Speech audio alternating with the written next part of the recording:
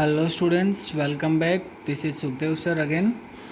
Students, in the previous video we have started our English subject and the very first book of your core course, which is Flamingo, and we have started the chapter number or lesson number 1.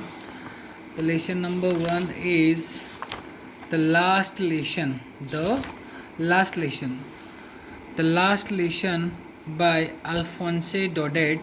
Students, in this lesson we have understood that there is a war situation between France and Germany, for French and Persian war, between French and Persian war, and there is a situation created due to war. Students मतलब ये story के अंदर war की situation है जिसकी वजह से एक कॉमन पीपल जो होते हैं उनकी लाइफ में कितने चेंजेस आते हैं उसके बारे में बताया गया है। तो अभी तक हमने क्या देखा, एक फ्रेंच नाम का स्टूडेंट होता है जिसको who is not willing to study any more. वो स्कूल के लिए रेडी होता है लेकिन स्कूल में उसको जाने से डर लगता है क्योंकि वहाँ पर जो एम हेमल जो टीचर है वो पार्टिसिपल्स के ऊपर कुछ पूछने वाले होते हैं। लेकिन जैसे वो स्कूल से बंक मारने का सोचता है तो उसको ऐसा लगता है कि नहीं यार, बंक मारने से अच्छा एक बार स्कूल अटेंड कर लेते हैं। तो स्कूल तक पहुंचने से पहले उसको काफ़ी वियर्ड एटमॉस्फेयर जो अनयूजुअल होता है, अनकॉमन, जो कभी देखने को मिलता नहीं है, वैसा एटमॉस्फेयर उसको दिखाई देता है। और कैसा एटमॉस्फेयर है वो मैंने आपको फर्स्ट वीडियो में बताया है। those who have not watched that video, please go and watch that video, and we shall carry on after where we have left. हमने यहाँ तक पढ़ा था, लास्ट आई थिंक ये था कि मिस्टर जो हैमल हैं, एम हैमल ने बोला था this is your last French lesson, I want you to be very attentive. यहाँ तक था बराबर। वो फ्रेंच जैसे तैसे करके somehow he managed to sit on his desk and M. Hamel explained the whole situation about the country to the students. इतना बताया था और उन्होंने क्या बोला था, this is your last French lesson, I want you to be very attentive। क्योंकि French जो है वो डिफीट हो चुका था, हार चुका था by Persia which is German country right now. तो हारने के बाद में वो टीचर ने उनको बोल दिया कि ये लास्ट लेसन है आपकी फ्रेंच लैंग्वेज का, तो आपको थोड़ा अटेंटिव रहना पड़ेगा। चलो आगे स्टार्ट करते हैं, क्या बोलता है। What a thunder clap these words were to me. Thunder clap means एकदम से जोर का झटका जैसे लगता है, वैसे ही फ्रेंच को जोर का झटका लगा। बोले ये सर क्या बोल रहे हैं। O the riches that were what they had put up at the town hall. Riches का मतलब होता है किसी को बहुत बुरी तरीके से बोलते हैं ना, बहुत बुरा इंसान है, बहुत बुरा आदमी है। तो जिन लोगों ने फ्रेंच को डिफीट किया है, पर्शियन जो थे, जो सामने वाली आर्मी थी, उनको बोला गया है कि उन्हीं लोगों ने यहाँ पर अटैक किया होगा और उन्हीं की वजह से हमको ये सिचुएशन फेस करनी पड़ रही है। माई लास्ट फ्रेंच लेसन, क्या ये मेरा फ्रेंच लैंग्वेज का लास्ट लेसन है। Why I hardly knew how to write. छोटा बच्चा था, उसको अभी तक ये भी नहीं पता कि फ्रेंच लैंग्वेज लिखी कैसे जाती है। I should never learn any more, I must stop there then, O how sorry I was for not learning my lessons, for seeking birds eggs और going sliding on the Saar. Sliding on the Saar मतलब time pass करना, मतलब कोई भी class bunk करना या फिर कोई अटेंटिवली वर्क करने से बचना। My books that had seemed such a nuisance a while ago. जो उसकी बुक्स है आप लोगों की तरह उसको भी थोड़ा न्यूशंस लगती थी। सो हैवी टू कैरी, कितनी हैवी थी, कैरी करने में तकलीफ पड़ती थी। My grammar and my history of the saints, साधुओं की history, were old friends now that I couldn't give up.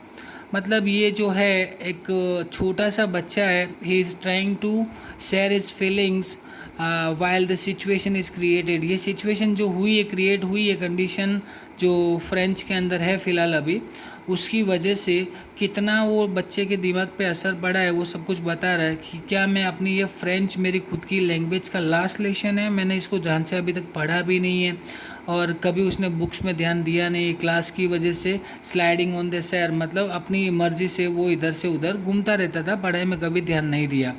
तो जो भी पुरानी चीज़ें हैं तो उसने बोल दिया all these were old friends now, क्या ये सारे मेरे पुराने दोस्त हो चुके हैं, क्या मैं इनको अब कभी पढ़ नहीं पाऊँगा, that I couldn't give up. And M Hamel too, the idea that he was going away, that I should never see him again, made me forget all about his ruler and how cranky he was.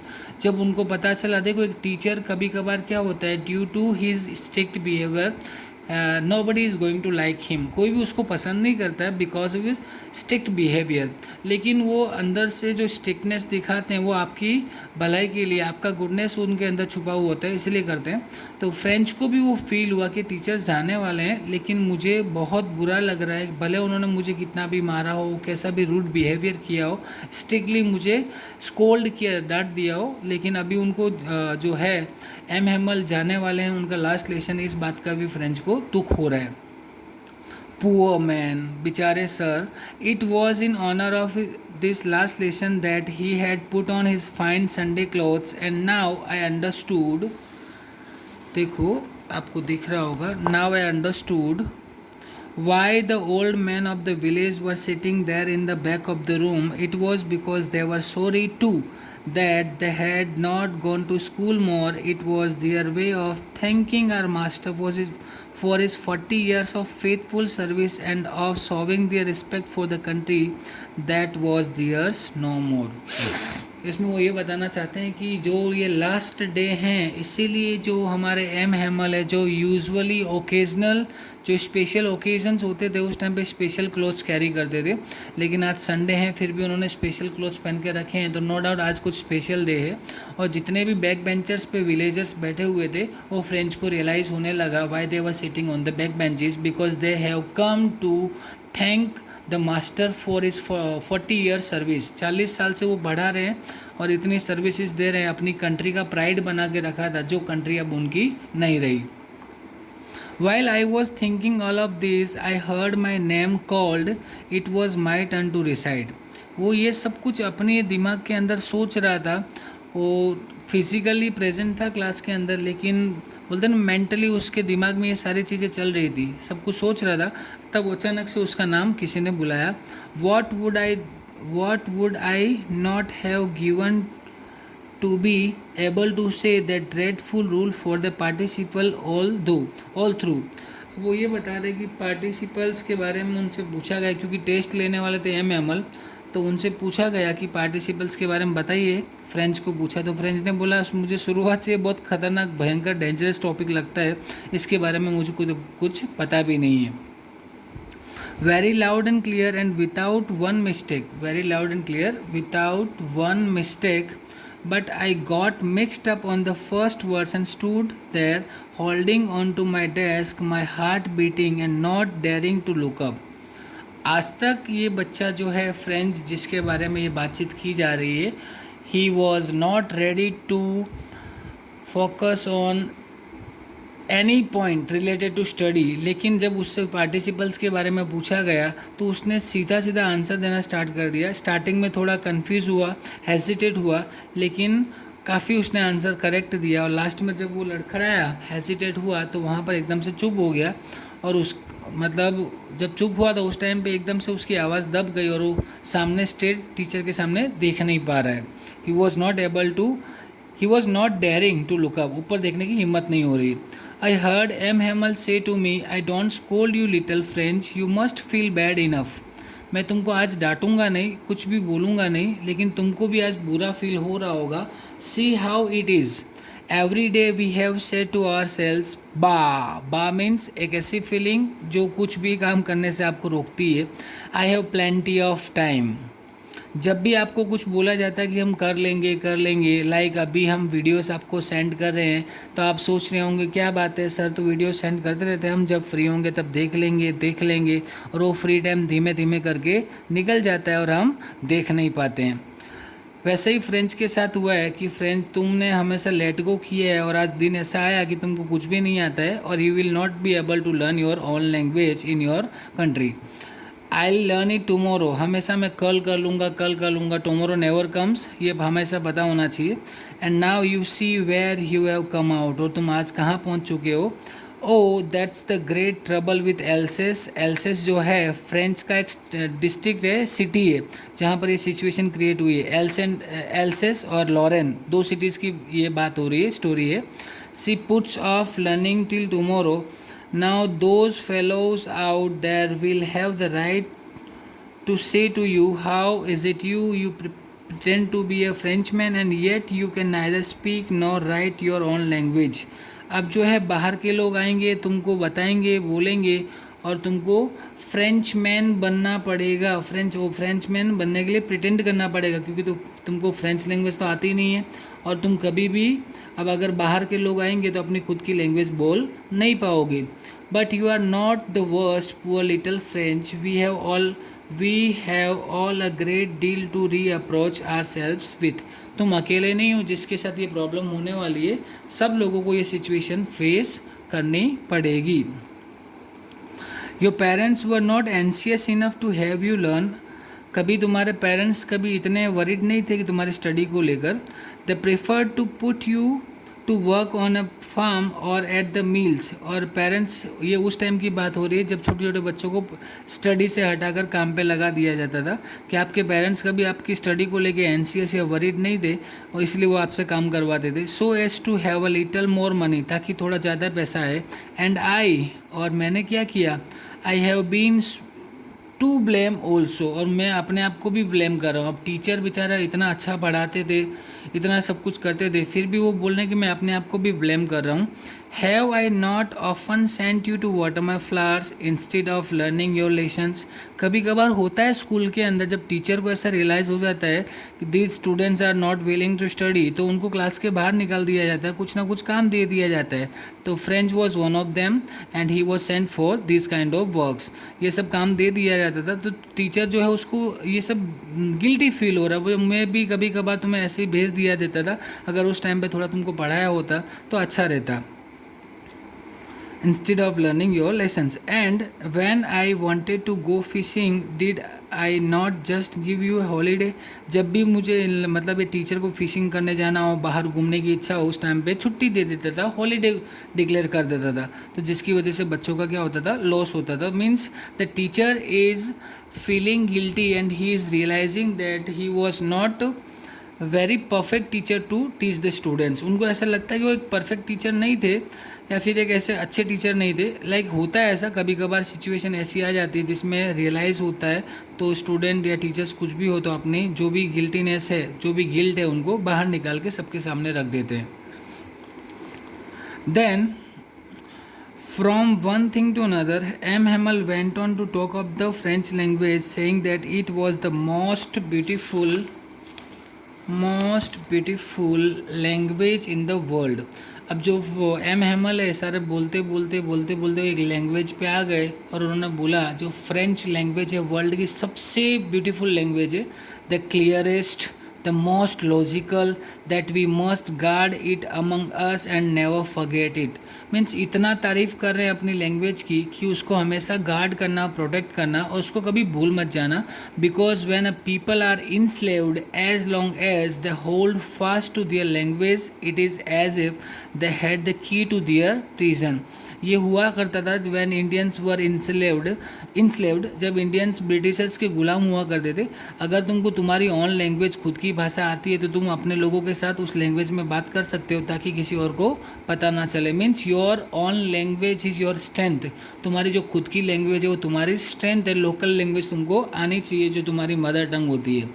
Then he open the grammar and read us our lesson. I was amaze to see how well I understood it. अब French जो है इतना serious हो गया कि उसके दिमाग में और कुछ चल ही नहीं रहा है पढ़ाई के अलावा। तो अभी फ़िलहाल जो एम हैमल समझा रहे हैं, जो एक्सप्लेन कर रहे हैं, वो सब कुछ उसको क्लियरली पता चल रहा है, बिकॉज ही वॉज फोकस कर रहा था। अभी तक उसका फोकस था नहीं। All he said seemed so easy. वो जितना भी बता रहे थे बहुत ईजी लग रहा था, so easy. I think too that I had never listen so carefully, that he had never explained everything with so much patience. अब क्या बोल रहा है, या तो मैंने पढ़ने में अच्छी तरह से ध्यान नहीं दिया, इतना पेशेंस से कभी देखा नहीं, या फिर हो सकता है टीचर ने कभी इतना पेशेंस के साथ टीच ना किया हो। It seemed almost as if the poor man wanted to give us all he knew before going away and to put it all into our heads at one stroke. जो M हैमल है वो चाह रहे हैं, he was trying to teach everything at a one stroke, एक ही बार में सब कुछ सिखा देवे, क्योंकि अब एम हैमल वापस से आने वाले नहीं है, बाहर की कंट्री के लोग आने वाले हैं. After the grammar, we had a lesson in writing that day. M. Hamel had new copies for us written in a beautiful round hand. France, Alsace. They looked little like flags floating everywhere in the schoolroom, hung from the road at the top of our desk. You ought to have seen how everyone set to work and how quiet it was. यहाँ पर जितनी भी lines दी इन सब का meaning ये है कि जो हिस्ट्री में लेसन दिया गया था, तो जितने भी वहाँ पर बैठे हुए थे, विलेजर्स हो या स्टूडेंट्स हो, सबको कुछ ना कुछ काम दिया जाता था. कुछ लोग राइटिंग कर रहे थे, कुछ लोग कुछ ना कुछ कर रहे थे. तो उनको काफ़ी अच्छा लग रहा था, क्योंकि सब सीरियस होकर कर रहे थे और उनको पता था कि फ्रेंच लैंग्वेज का लास्ट डे, उसके बाद में हो सकता है उनकी खुद की लैंग्वेज जो है बाद में उनको पढ़ने को मिले नहीं. और ये फ्रेंच एल्सेस लिखा, उसी को राउंड लेटर्स में लिखा हुआ था और उसी को रिपीट करने को बोला गया था. The only sound was the scratching of the pens over the paper. और उस टाइम पर इतना साइलेंस था कि नोटबुक में जब अपने लिखते हैं, पेन की जो स्क्रैचिंग की आवाज़ होती है सिर्फ वही सुनाई दे रही थी. Once some beetles flew in, but nobody paid any attention to them, not even the littlest ones who worked right on tracing their fishhooks as if that was French too. वो ऐसा बोल रहे हैं कि वहाँ पर उस टाइम पे इतना साइलेंस था कि छोटे छोटे जो इंसेक्ट घूम रहे होते हैं रूम के अंदर या स्कूल में, वहाँ पर किसी ने भी, nobody paid any attention, किसी ने भी अटेंशन दिया नहीं था. Everybody was so focused. On the roof, the pigeons cooed very low. I thought to myself, will they make them sing in German, even the pigeons? क्या बोला, क्या वो बाहर के जो जर्मनी के लोग हैं, पर्शियन लोग यहाँ आने वाले हैं, तो क्या वो पिजन्स जो कबूतर होते हैं, क्या उनकी जो कू करने की लैंग्वेज है, क्या उनको भी अपनी जर्मन लैंग्वेज में बोलेंगे कू करने के लिए? फ्रेंच लैंग्वेज उनको भी छोड़नी पड़ेगी. अब छोटे बच्चे हैं, उनका दिमाग तो कैसा होता है, बिल्कुल वैसे ही उनका दिमाग था फ्रेंच का भी. Whenever I looked up from my writing, I saw M. Hamel sitting motionless in his chair and gazing first at one thing, then at another. जब भी फ्रेंच वो एम हैमल को देख रहा था, एकदम मोशनलेस, मतलब शांति से बैठे हुए थे और इधर से उधर टकटकी लगा के देख रहे थे. As if he wanted to fix in his mind just how everything looked at that little school room. और छोटे से स्कूल रूम के अंदर उनको कितना कुछ दिखाई दे रहा था, उनको ऐसा लगा. फैंसी.